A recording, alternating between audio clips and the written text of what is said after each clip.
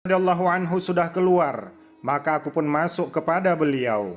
Maka aku berkata, "Ya Rasulullah, aku telah melihat engkau, di tangan engkau ada tanah sambil engkau menangis." Maka beliau pun bersabda kepadaku, ketika aku bersuka cita dengannya, sementara dia di atas dadaku sambil bermain-main, maka datanglah Jibril kepadaku. Dia memberiku tanah yang mana dia akan dibunuh di atasnya. Maka karena itulah aku menangis.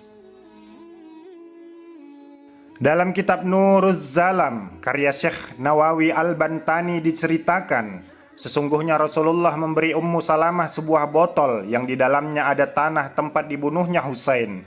Botol tersebut ditinggalkan di sisinya. Hal itu adalah ketika Jibril mendatangi Nabi SAW dan dia mengabarkan beliau bahwasanya Husain akan dibunuh di atas tanah ini. Dan malaikat Jibril memperlihatkan kepada beliau dari tanahnya bumi di mana Husain akan dibunuh di atasnya. Dan beliau pun mencium tanah tersebut seraya berkata, "Celaka Karbala." Dan beliau berkata kepada Ummu Salamah, "Jika tanah ini sudah menjadi darah, maka anakku Husain telah dibunuh." Dan ketika dilihatnya tanah menjadi darah, maka terperanjatlah Ummu Salamah. Dia berkata kepada budak perempuannya, "Pergilah engkau ke pasar, lihatlah berita apa di sana." Dia pun pergi ke pasar dan pulanglah dia ke Ummu Salamah. Dia berkata kepada Ummu Salamah, "Husain bin Ali radhiyallahu anhu telah dibunuh." Ternyata benar, beberapa puluh tahun kemudian ucapan Nabi SAW menjadi kenyataan. Tepat pada hari Asyura 10 Muharram, Husain bin Ali radhiyallahu anhu cucu Rasulullah gugur syahid di tangan orang-orang yang zalim. Peristiwa memilukan itu terjadi pada hari Jumat 10 Muharram tahun 61 Hijriah. Kejadian itu sangat memilukan, menyedihkan, dan merupakan musibah yang sangat besar bagi kaum muslimin. Husain adalah putra Ali dan Fatimah, cucu Rasulullah yang sangat mirip dengan Nabi SAW, baik fisik maupun akhlaknya. Husain bin Ali adalah seorang pemimpin yang soleh, bertakwa, wara' dan zahid. Mengenai keutamaan beliau dan saudaranya Al-Hasan bin Ali, Rasulullah SAW bersabda, "Al-Hasan dan Al-Husain adalah sayyid, pemimpin para syuhada, para pemuda di surga." Hadis riwayat Tirmizi. Peristiwa berdarah yang dikenal dengan tragedi Karbala yang dilakukan oleh kelompok pro-khalifah pada masa itu, yaitu pendukung Yazid bin Muawiyah. Peristiwa itu memang sangat kejam dan tragis bagi siapa yang merenungkan ataupun membaca kisahnya. Sebab yang dibunuh adalah orang yang sangat dicintai Rasulullah SAW. Wallahu a'lam bissawab.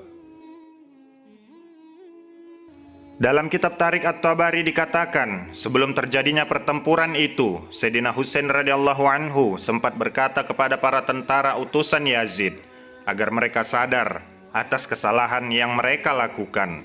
Sayyidina Husain berkata, "Lihatlah nasabku, pandangilah siapa aku ini, lantas lihatlah siapa diri kalian, perhatikanlah apakah halal bagi kalian untuk membunuhku dan mencederai kehormatanku. Bukankah aku ini putra dari anak perempuan Nabimu Fatimah Az-Zahra?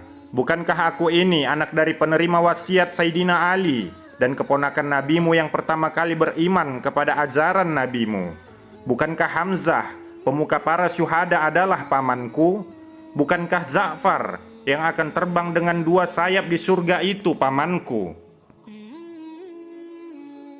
Tidakkah kalian mendengar kalimat bahwa Rasulullah SAW pernah berkata tentang saudaraku dan aku? Kata baginda Rasulullah, kami berdua adalah pemuka dari pemuda ahli surga.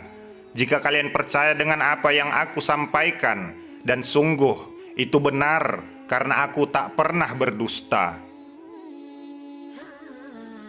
Tapi jika kalian tidak mempercayaiku, maka tanyakanlah kepada para sahabat Nabi, Jabir bin Abdullah Al-Ansari, Abu Said Al-Khudri, Sahal bin Sa'ad, Zaid bin Arqam, dan Anas bin Malik, yang semuanya akan memberitahu kalian bahwa mereka pun mendengar apa yang Nabi sampaikan mengenai kedudukan saudaraku dan aku. Tidakkah semua ini cukup menghalangi kalian untuk menumpahkan darahku? Namun sayangnya, mereka yang telah terkunci hatinya tidak tersadar dengan perkataan yang disampaikan Sayyidina Husain. Pasukan yang mengepung Sayyidina Husain atas perintah Ubaidillah bin Ziyad itu tetap memaksa Sayyidina Husain untuk mengakui kekuasaan Khalifah Yazid bin Muawiyah. Ibnu Katsir melalui kitab Al-Bidayah wan Nihayah menjelaskan, Yazid diangkat menjadi khalifah setelah ayahnya wafat pada bulan Rajab tahun